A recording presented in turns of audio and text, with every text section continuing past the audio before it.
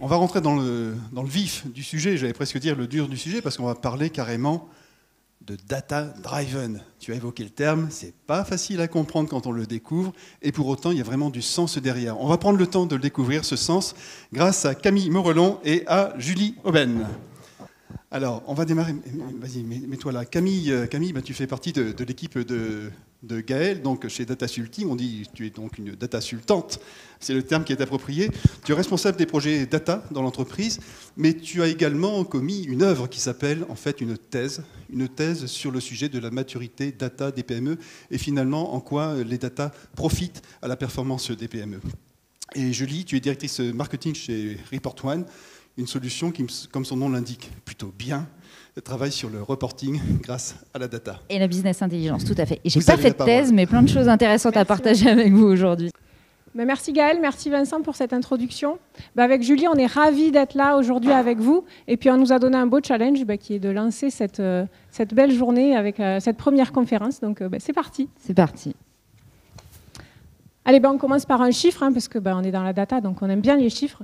Donc 80%, c'est quoi? Déjà, c'est un chiffre qui vient de notre observatoire de la maturité data. Et ça nous dit quoi? Qu'aujourd'hui, 80% des entreprises, plutôt des décideurs, sont convaincus que la data peut booster la performance de leur activité.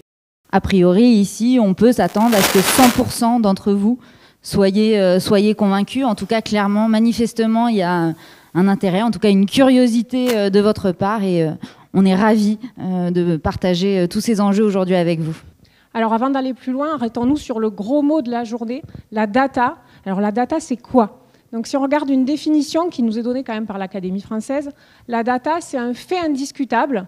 Alors normalement, quand tout va bien, la data, c'est un fait indiscutable. Si ce n'est pas le cas, c'est peut-être que vous avez un problème de qualité des données. Et à ce moment-là, je vous invite à aller participer à l'atelier de cet après-midi qui traitera du sujet. Donc la data, c'est un fait indiscutable qui sert de point de départ, et on aime bien cette idée de point de départ, donc à un raisonnement, à une recherche, à une découverte. Et si on fait le parallèle avec la thématique de la journée, cultive ta data, on pourrait dire que la data, finalement, c'est le terreau fertile dans lequel va se développer votre activité. Je vais faire un petit peu le poil à gratter, c'est mon rôle aussi. La data, c'est un fait. Pour moi, j'imagine pour bon nombre d'entre vous, la data, c'est une donnée, c'est pas un fait. Data, donnée. Pourquoi est-ce qu'on dit fait? Pourquoi est-ce qu'on dit fait? Alors, data, donnée, ça veut dire la même chose. C'est un fait parce que c'est un événement, finalement. C'est quelque chose qui traduit un événement qui s'est produit. Et nous, alors qu'on soit éditeur ou cabinet de conseil, la data, on vous en parle tout le temps, tout au long de la journée. Mais concrètement, de quoi on parle? Comment ça se traduit chez vous? C'est quoi la data chez vous? On va identifier 3 types de données différentes. La première qui est interne à votre système d'information, ce sont toutes les données qui sont issues de vos différents logiciels métiers. On parle du logiciel de compta, on parle du CRM, peut-être de vos logiciels de production, vos logiciels de vente, etc., en fonction de vos secteurs d'activité. Donc ça, c'est les premières données internes à votre système d'information. Mais on peut regarder aussi en dehors de votre système d'information. Peut-être exploitez-vous ou êtes-vous intéressé par ce qu'on appelle l'open data. L'open data, ce sont toutes les données qui circulent sur Internet, possiblement mises à disposition par les collectivités et qui peuvent également enrichir vos bases de données. Nous, par exemple, on a un client qui utilise les données issues de la météo. Pour prendre ses décisions, on va y revenir. Et puis, 3e élément, il y a également les données issues de l'IoT, autrement dit, toutes les données issues d'objets connectés qui peuvent également enrichir vos sources de données. Dans tous les cas, ces données, finalement, comme le disait Camille, ces données, ce ne sont que non, ce ne sont pas des informations, c'est de la matière brute. Camille parlait de terreau. C'est de la donnée brute et finalement cette donnée-là, alors on en parle beaucoup aujourd'hui, mais c'est pas ça qui va réellement nous intéresser. C'est finalement la promesse qu'on va pouvoir projeter à partir de cette donnée. Et donc la promesse, quelle est-elle? Quelle est-elle? Beaucoup de promesses avec la data. La data, on en parle beaucoup. On fait même des journées sur le sujet de la data. Donc qu'est-ce qu'on vous dit? Qu'est-ce que vous entendez? Que la data, ça va vous permettre... La data, ça va vous permettre de mieux connaître vos clients. La data, ça va vous permettre de booster votre activité. La data, ça va vous permettre de créer de nouveaux produits et services. La data, ça va révolutionner peut-être votre business model. La data, on en parle beaucoup, Et donc, vous avez les yeux qui brillent. Donc on a les yeux qui brillent, ça c'est le premier effet, c'est l'étape de prise de conscience. On vous a fait rêver, la data porte beaucoup de promesses. Donc du coup, maintenant, qu'est-ce qu'on attend? Allons-y, lançons-nous. Et vous montez dans le wagon. Dans le wagon de la data. Est-ce que vous reconnaissez ces personnes-là qui sont à l'écran? Non? Mais pourtant, ce sont vos collègues, quand vous leur parlez data dans l'entreprise. Il y a ceux qui sont super excités, là, comme le monsieur au fond, qui trouvent qu'on ne va pas assez vite et qui voudra accélérer. Il y a ceux comme le monsieur devant, par contre, qui ont un peu peur, qui voudraient appuyer sur le frein. Il y en a d'autres, comme la jeune fille devant, qui sont aussi convaincus, mais qui s'accrochent parce qu'ils n'ont pas forcément les connaissances et les compétences, mais qui savent que c'est bien. Et puis, pourquoi pas, il y en a d'autres aussi qui vont regarder ailleurs, tout simplement. Ils regardent ailleurs parce que malgré tout, il y a quelques difficultés au moment où on initie un projet data, sinon ce serait trop facile. Alors ces difficultés, elles peuvent être multiples, elles peuvent être d'ordre technique, d'ordre technologique, d'ordre organisationnel. On va parler aussi des organisations aujourd'hui et des différents métiers. Elles peuvent être également d'ordre humain. On va parler aussi des hommes qui constituent ces organisations et qui sont dans le wagon. Mais malgré ces difficultés, nous, aujourd'hui, on est là pour faire en sorte que vous preniez du plaisir et que vous soyez plutôt la personne qui est la plus souriante et qui ait envie de retrouver les yeux brillants et d'embarquer dans ces projets. Alors, quand vous arrivez, quand vous vous lancez sur ces projets data, vous avez de multiples ambitions. Hop, on fait à nouveau un focus sur l'observatoire. Donc, qu'est-ce que vous nous dites dans l'observatoire? C'est que dans le top de ces ambitions, on va trouver l'amélioration du pilotage de votre activité, donc en général, et puis aussi dans tous les métiers. Vous avez aussi beaucoup d'ambitions sur tout ce qui est vos clients. Donc, mieux connaître vos clients, améliorer l'acquisition, la fidélisation de votre clientèle. Et puis aussi, dans ce top, on va retrouver l'amélioration de la performance opérationnelle. Donc, beaucoup d'ambitions quand vous vous lancez sur vos projets data. Et en parallèle, il y a des freins. Alors moi, j'ai pas le beau rôle là pour cette introduction, parce qu'après les difficultés, je vous parle des freins. Mais malgré tout, ces freins, c'est pas moi qui les ai identifiés, c'est vous en ayant répondu à l'OMDE, ou en tout cas toutes les PME qui ont participé à cette étude. Et donc les freins qui remontent de cette étude, ils sont multiples. Le premier, c'est un frein lié au temps, parce que vous craignez manquer de temps pour entreprendre ces projets ou pour les déployer. Le deuxième frein, il est lié au manque de connaissances ou de compétences. Est-ce que j'ai les ressources en interne qui savent déployer? Est-ce que je saurais déployer tel ou tel projet? Et puis finalement, ces deux premiers freins, ils s'alimentent entre eux parce que j'ai pas suffisamment les connaissances, ça va me prendre trop de temps. Et donc, effectivement, vous êtes tenté d'appuyer sur les freins. On a également un troisième frein qui est plutôt lié à la technique, à savoir est-ce que je suis suffisamment bien équipée? Est-ce que j'ai les outils pour entreprendre de tels projets? Est-ce que j'ai accès tout simplement à mes données? Est-ce que je vais pouvoir mettre la main dessus? Et est-ce que j'ai des données suffisamment de bonne qualité? Encore une fois, on y reviendra également tout au long de la journée. Et puis le dernier frein qui est lié au financement, parce que souvent, avant d'entreprendre de tels projets, tout simplement, vous vous demandez mais combien ça va nous coûter? Encore une fois, tout au long de la journée, on va aussi vous donner des éléments pour vous donner des réponses pour répondre à ces freins que vous pouvez avoir identifiés. Mais finalement, la conséquence de tout ça, malgré tout, c'est que... C'est quoi la conséquence? La conséquence, c'est que si vous étiez 80% de convaincus sur la ligne de départ, à l'arrivée, aujourd'hui, ce sont seulement 15% des entreprises qui déclarent être en réelle capacité à exploiter correctement leurs données. Donc ces chiffres, on ne vous les montre pas pour vous faire peur, mais plutôt pour vous rassurer. Parce que quand on discute avec nos clients, on se rend compte qu'ils nous disent qu'ils ont l'impression d'être très en retard sur les sujets data. Mais non, vous n'êtes pas en retard. C'est le syndrome des réseaux sociaux. On va afficher que nos réussites, comme sur Facebook et sur LinkedIn. Donc on voit que les entreprises qui font des magnifiques choses avec les data, qui communiquent. Toutes celles qui sont encore en train d'initier ces projets, on ne les entend pas parler. Et pourtant, c'est la majorité des entreprises.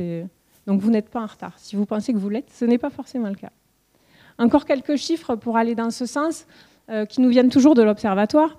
Donc aujourd'hui, c'est 41% des entreprises qui déclarent avoir des compétences data en interne. Donc attention, ça peut paraître élevé, c'est du déclaratif. Donc des entreprises qui ont parfois des développeurs pensent peut-être à tort qu'un développeur il va pouvoir faire le job sur les projets data. On a des entreprises aussi, je vais faire un petit clin d'œil à Véronique, qui aussi vont tout de suite embaucher un data scientist en disant « ça y est, j'ai recruté mon data scientist, il va pouvoir gérer mon projet de A à Z ». Non, pas forcément. Hein. Il y a toute une palette de métiers dans la data. Donc pareil, il y a un super atelier cet après-midi sur les métiers de la data. Et donc, chaque métier a sa fonction. D'accord ? Donc voilà, attention à ces sujets-là. Il y a encore beaucoup de travail aussi sur tout ce qui est connaissance, sensibilisation. Aujourd'hui, c'est 1 dirigeant sur 2 qui déclare avoir une faible connaissance des sujets data. Et quand on va regarder les collaborateurs, c'est près de 7 collaborateurs sur 10 qui ont encore des faibles connaissances sur le sujet.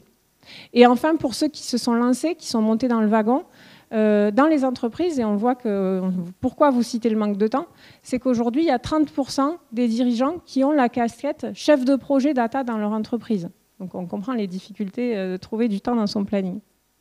Initialement, donc avec toutes les promesses qu'on vous a vendues, vous êtes gonflé de confiance, prêt à embarquer, vous avez les yeux qui brillent et vous n'avez qu'une envie, c'est de déployer des projets. Vous allez monter dans un wagon et puis là, ça va un petit peu bouger. Ça va un petit peu bouger parce que donc vous allez rencontrer des freins, mais finalement, c'est pas tant parce que les promesses sont pas tenues, c'est parce que le chemin est peut-être un petit peu plus complexe que ce que vous aviez imaginé. Mais autant dire qu'à la fin de la journée, on vous aura bien informé sur les différentes étapes que vous allez rencontrer. Donc vous montez dans ce wagon, ça va un petit peu bouger. Mais finalement, on veut vous rassurer parce que assez rapidement, vous allez vous acculturer, vous allez embarquer les hommes et les femmes de votre organisation, vous allez rencontrer des premiers succès. Et finalement, obtenir les premiers résultats de vos projets data et arriver progressivement vers la fameuse étape de l'entreprise data-driven. Et donc, c'est tout ce qu'on vous souhaite, d'arriver le plus vite possible à cette étape data-driven. Alors, avec Julie, on est un peu curieuse et on aimerait bien savoir qui vous êtes dans la salle. Donc, quand vous êtes arrivés, vous avez peut-être vu 3 papiers de couleur sur votre chaise, normalement, si tout va bien. Donc, on va vous demander de les prendre et puis on va vous mettre un petit peu à contribution. Donc, d'abord, si vous vous reconnaissez ici, dans cette étape de prise de conscience, vous êtes au début de vos projets, vous avez les yeux qui brillent, on va vous demander de lever le papier jaune. Si vous êtes monté dans le wagon et que vous avez quelques difficultés sur vos projets, on vous demandera de lever le papier vert. Et enfin, si vous êtes très avancé dans vos projets data, voire que vous estimez être data-driven, on vous demandera de lever le papier rouge. Allez, c'est à vous, on fait une photo de la salle. Alors moi, je vois du vert et du jaune. Pas mal de jaune aussi, mais on voit quand même pas mal de rouge. Donc ça, c'est intéressant. Alors, la question qu'on se posait, Julie, c'est si vous êtes venu à plusieurs collaborateurs d'une même entreprise, est-ce que tous les collaborateurs de la même entreprise ont levé le papier de la même couleur? Non. Ok, déjà dans mon entreprise, ils n'ont pas levé la même couleur. On rediscutera. C'est parfait. Il y a peut-être des choses à discuter en interne. Tout va bien. Bon, en tout cas, beaucoup de jaune et beaucoup de vert et un petit peu de rouge également. Mais alors, vous avez répondu déjà à cette question, mais c'est quoi l'entreprise data-driven ? En préparant la journée, avec les différents partenaires, avec les différents sponsors, on s'est posé la question, mais comment on définit l'entreprise data-driven ? Et donc, on a sondé un petit peu les personnes autour de nous. Et puis, ce qu'on a observé, c'est qu'on avait autant de réponses qu'on a posé la question. Et même au sein d'une même entreprise, on avait des réponses... alors peut-être pas divergentes, mais en tout cas, on n'avait pas systématiquement les mêmes définitions de ce qu'est l'entreprise data-driven. Et donc, c'est très intéressant. Et donc, pour démarrer la journée, on a souhaité vous mettre à contribution, une fois encore, en vous demandant ce qu'inspirait pour vous l'entreprise data-driven. Et on vous met encore à contribution. Alors, on va vous demander de vous connecter, soit si vous réussissez à flasher le code ici ou sur la télé, soit vous vous connectez, s'il vous plaît, avec votre smartphone. J'ai l'impression que tout le monde me prend en photo, mais non. Vous vous connectez donc sur le site slido.com et vous rentrez le code qui est inscrit à l'écran. Et donc, premier exercice, on va vous demander de nous donner 1 à 3 mots que vous associez spontanément au terme data-driven. Donc, il vous faut rentrer un mot, appuyer sur envoi. Donc, appuyez sur entrée à chaque fois que vous rentrez un mot. Et normalement, miracle de la technologie, on va voir vos réponses s'afficher sur l'écran.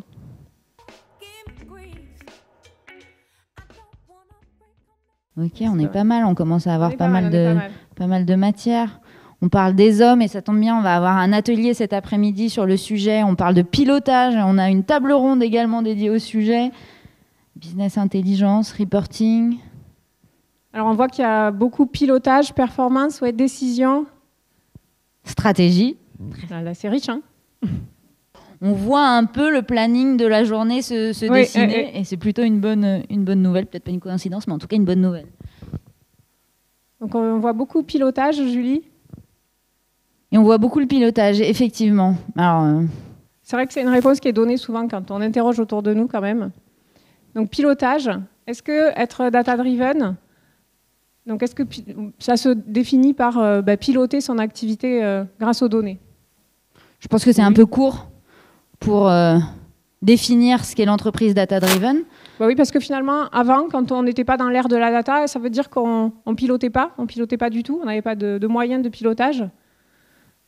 Mais on voit qu'on a quand même beaucoup de participation, merci, et puis beaucoup de mots à décortiquer plus tard. On vous fera un retour là-dessus, ça sera intéressant.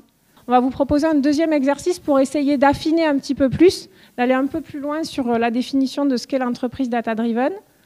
Hop, donc sur votre écran, vous avez normalement une liste de propositions qui est apparue. On va vous demander d'en sélectionner 5 qui sont pour vous inhérentes à l'entreprise data-driven et de classer ces 5 propositions de 1 à 5. Et pareil, normalement, si tout va bien, on va voir les résultats apparaître.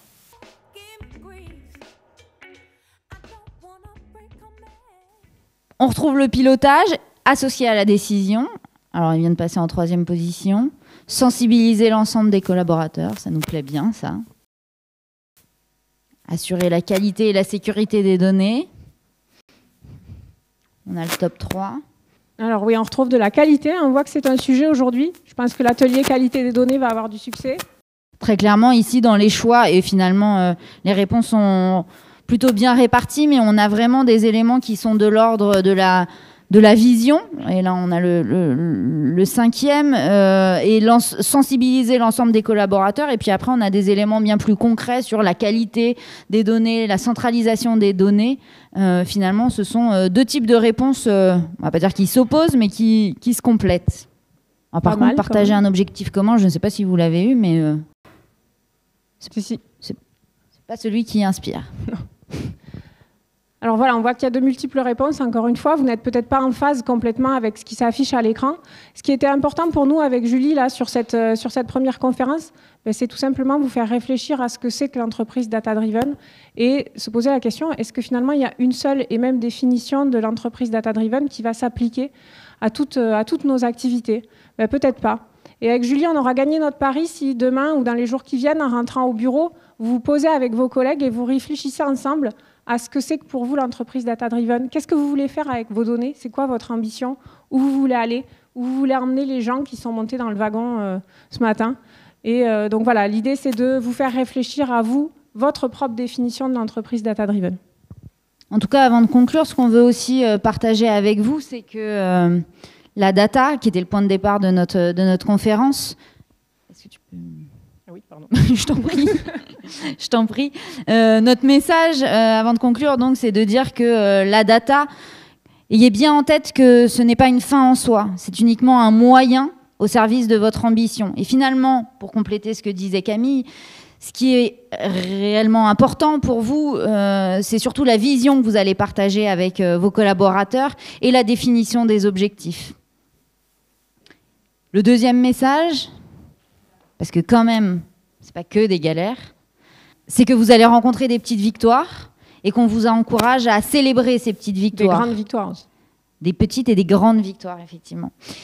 Et on vous encourage à célébrer ces petites victoires. On va parler de processus itératif. Et ce qu'on vous encourage à faire, c'est que à chaque fois que vous arrivez à mettre en place un tableau de bord, à chaque fois que vous arrivez à publier une analyse, on vous encourage à le faire savoir, à communiquer auprès de vos collaborateurs sur ces petites victoires pour effectivement arriver à la fin à la fameuse entreprise data-driven. On pourra considérer que c'est la grande victoire. Mais donc de faire savoir auprès de vos équipes ces différentes étapes que vous allez franchir, parce que ce sera aussi un moyen d'embarquer vos équipes et de montrer ce que vous êtes en capacité de faire à partir de la data. Merci beaucoup pour votre attention et votre participation.